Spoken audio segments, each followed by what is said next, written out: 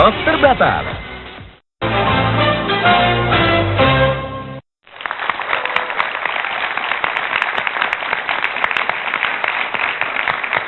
Ya, di segmen sebelumnya tadi kita sudah berbincang sedikit mengenai ketika Pak Jokowi menjawab pertanyaan Prabowo mengenai aset yang dijual, aset strategis dalam hal ini adalah Indosat. Saya ke Bu Siti terlebih dahulu deh, Bu. Ya. Kemarin ketika awal debat, kedua capres ini diberikan kesempatan untuk mengemukakan visi dan misi terlebih dahulu. Ya. Bu Siti ada catatan tidak dari kedua capres ini, kira-kira kalau berhubungan dengan politik luar negeri, ketahanan nasional, siapa kira-kira yang kemudian visi misinya lebih realistis deh, Bu? Ya, saya melihat secara umum memang lebih menarik ya, lebih cair, performance-nya juga lebih tidak kagok, tidak tension, tidak grogi gitu. Dan saya melihat memang masing-masing punya argumentasinya ya, penekanan-penekanannya, khususnya kalau kita mulai dari yang nomor satu. Yang nomor satu itu berkaitan dengan politik internasional dan ketahanan nasional. Landasannya itu sangat kokoh menurut saya. Ketika mengatakan bahwa kita tidak mungkin menjalankan politik luar negeri yang sangat percaya diri, ya, bisa duduk sama rendah, berdiri sama tinggi, gitu ya. Dan kita punya wibawa tanpa kita menyelesaikan masalah domestik kita. Jadi domestik ini yang fokusnya adalah kesejahteraan masyarakat, itu yang dibenahi dulu di dalamnya. Jadi, begitu ya. Ini bagus sekali menurut saya karena ada keperpihakan yang sangat jelas dan itu merujuk pada pembukaan konstitusi kita, yaitu untuk mensejahterakan masyarakat.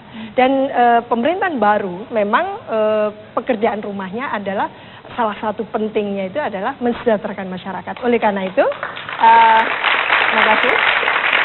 Karena itu memang ini yang sebetulnya ditawarkan ya, karena tidak mungkin visi misi itu menjadi menarik kalau tidak disampaikan dengan menunjukkan keberpihakan pada masyarakat. Oke, itu ya. Nomor urut satu. Nomor urut duanya Bu Siti punya catatan tidak? Yang nomor urut kedua langsung menekankan pada pentingnya melakukan satu kebijakan luar negeri yang tidak hanya G2G ya, government to government, tapi juga ada business to business, ada people to people dan sebagainya, itu yang intinya sebetulnya bagaimana Indonesia menjalankan politik bilateral, multilateral dan berperan ya, baik secara regional maupun internasional, itu Indonesia semakin bagus, kan seperti itu. Kita tidak mendengar yang vokal sekali dari Pak Jokowi dalam konteks bagaimana membenahi domestik ini untuk memperbaiki wajah kita ke depan. Nggak terdengar tuh saat debat kemarin. Iya. Nah, Bu, paling tidak bukan visi misi yang sudah ditulis, tapi yang disampaikan Mas itu. Ya. Pada saat kedua capres ini diberikan kesempatan untuk bertanya. Nah, giliran Pak Prabowo bertanya soal Indosat. Iya. Ada yang kemudian menilai ini serangan balik Pak Prabowo nih ke Pak Jokowi setelah debat-debat kemarin. Pak Jokowi ini kayaknya menyerang terus. Bu Siti melihatnya ini seperti serangan balik ke Pak Jokowi tidak? Kalau kami publik, apalagi bukan ekonom, kita tidak tahu kalau itu pertanyaan serangan ataupun apa. Tapi yang diharapkan oleh publik secara umum adalah jawaban-jawaban yang menunjukkan bahwa dia punya kapasitas untuk membenahi satu kebijakan yang katakan tempo lalu itu adalah kurang bagus dan tidak menguntungkan untuk Indonesia.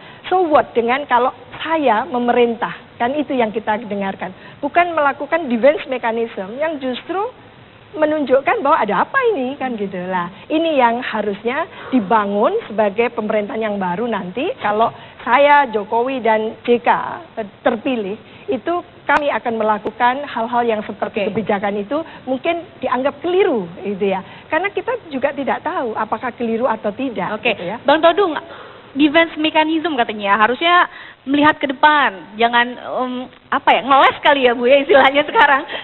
Nggak, kalau menurut saya bukan defense mechanism, itu restating the facts, menyatakan kembali fakta-fakta yang difahami oleh Jokowi mengapa Indosat itu dijual pada waktu itu. Karena memang kondisi ekonomi kita secara objektif tidak memungkinkan untuk mendapatkan budget yang cukup untuk APBN yang tidak kecil. Nah, tapi pertanyaannya adalah apakah itu harus dilakukan atau tidak dalam keadaan normal atau tidak? Dalam keadaan normal tentu tidak ada yang mau menjual Indosat.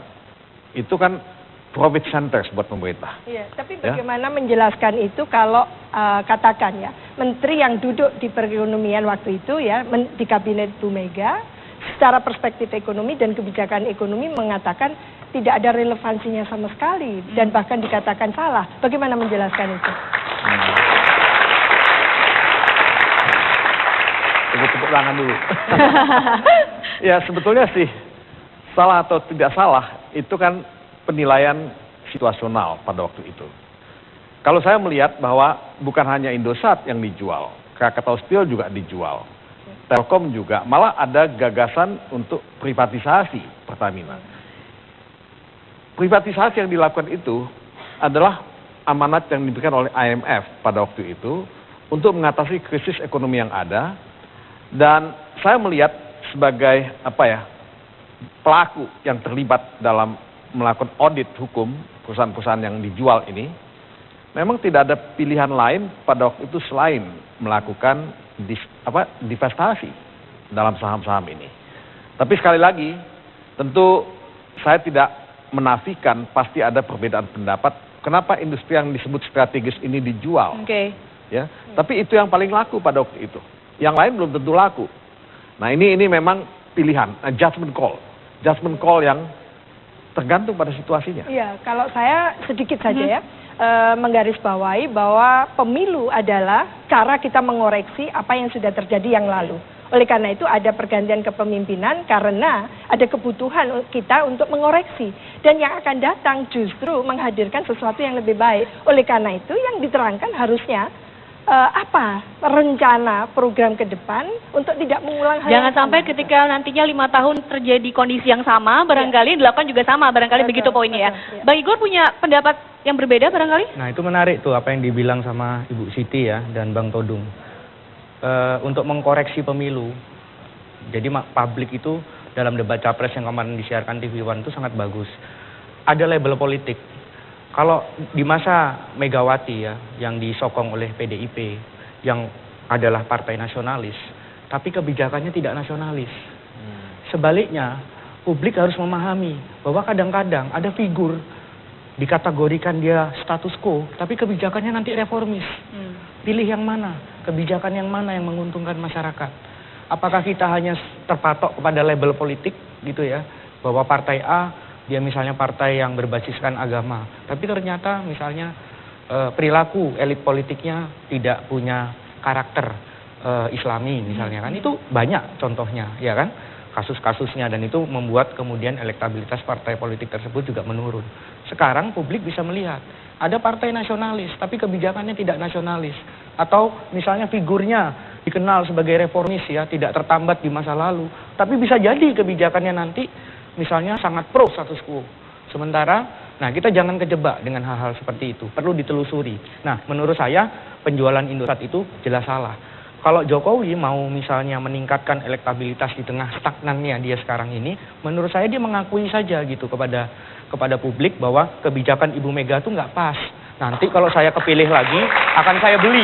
Itu bisa justru lebih meningkatkan elektabilitas. Itu akan meningkatkan. Oke, Bang ditahan sampai situ dulu, nanti kita lanjutkan perbincangan ini. Kami masih akan kembali, bisa tetaplah bersama kami di Negeri Setengah Demokrasi.